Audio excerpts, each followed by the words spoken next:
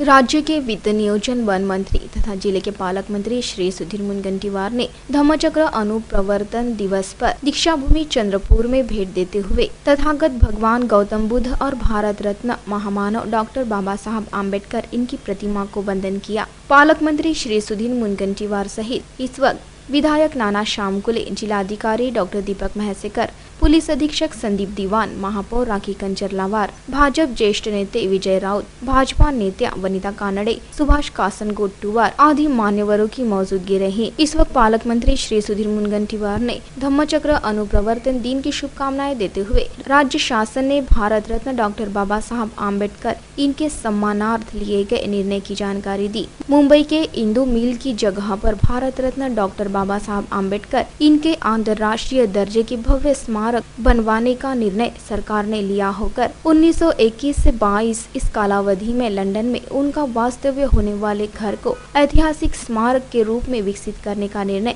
सरकार ने लिया है। साथ ही उन्होंने कहा कि डॉक्टर बाबा साहब आम्बेडकर इनके 125वें जयंती वर्ष समता व सामाजिक न्याय वर्ष के रूप में मनाने का निर्णय सरकार ने लिया होकर उसके लिए 125 करोड़ निधि की तरतूद की गई है। इंदू मिल की जगह पर बनाए जाने वाले स्मारक दुनिया के उत्कृष्ट स्मारक में से एक होकर इसके लिए निधि की कमी नहीं होने देंगे, ऐसी गवाही पालक मंत्री श्री सुधीर मुनगंटीवार ने इस वक्त दी। धम्मचक्र प्रवर्तन दिनाच्या मनपूर्वक शुभकामना।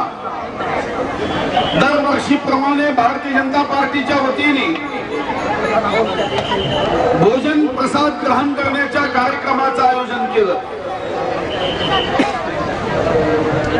महाराष्ट्र सरकारच्या वतीने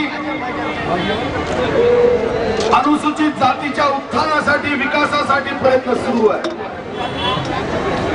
नाना भाऊ म्हणाले ते खरं आहे।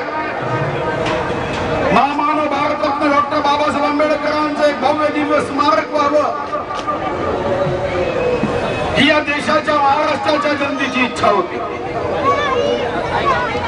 अनेक वर्ष ही इच्छा पूर्णत्वास जात नव्हती, पण जनतेच्या आशीर्वादाने आमच्या सरकारने निर्णय केला आणि आता इंदू मिलच्या 12 एकरच्या परिसरामध्ये हे प्रेरणा केंद्र या जगातलं उत्तम भारतरत्न महामानव डॉक्टर बाबासाहेब आंबेडकरांचं स्मारक निर्माण करण्याचा संकल्प हा सिद्धीला नेण्यामध्ये आम्हाला यश आलं।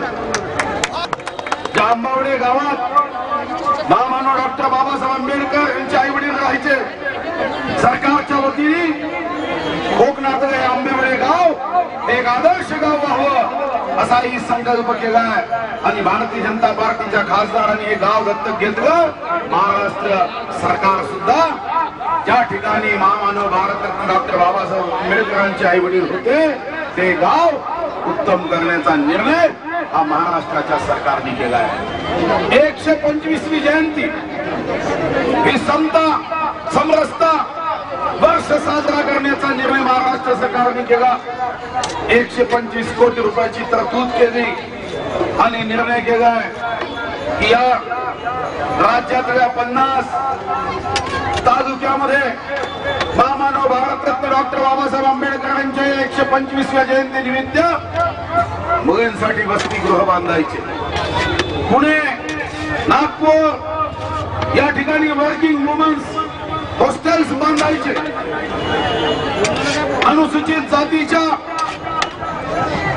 या वर्षात अनेक अशा अनुसूचित जातीचे आमचे बांधव आहे की जे रमाई आवास योजनेमध्ये लाभार्थी म्हणून लाभ घेऊ शकतात, पण स्वतःची हक्काची जागा नाही म्हणून त्यांना रमाई आंबेडकर आवास योजनेचा फायदा होत नाही।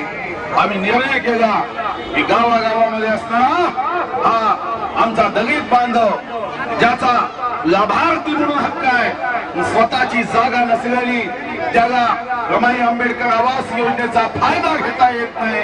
आम्ही त्या प्रत्येक दलित कुटुंबाला ग्रामीण भागामध्ये 50,000 रुपये खर्च करून जागा सरकारच्या वतीने खरेदी करून देण्याचा निर्णय या सरकारने केला आहे आणि त्यासाठी 200 कोटी रुपयाची तरतूद ही सरकारच्या वतीने करण्यात आली आहे आणि या 10-12 दिवसात त्याचाही मी आदेश काढणार आहे की व्यक्ती असेल तर त्याच्याकडे स्वतःच्या हक्काची जागा नसेल तर ती जागा देण्याचा निर्णय आम्ही केला। बघा आनंद झाला की भगवान गौतम बुद्धाच्या अस्थीचं दर्शन घेताना त्यातली एक मागणी मी या जिल्ह्यामध्ये पूर्ण केली आणि हा जिल्हा दारू बंद केला। भगवान गौतम बुद्धाच्या पंचशिलापैकी एक शील यासाठी या जिल्ह्याचा पालकमंत्री म्हणून कोणतीही मनात भीती न ठेवता कोणत्याही धमकीला न घाबरता या जिल्ह्यामध्ये मी दारूबंदी केली।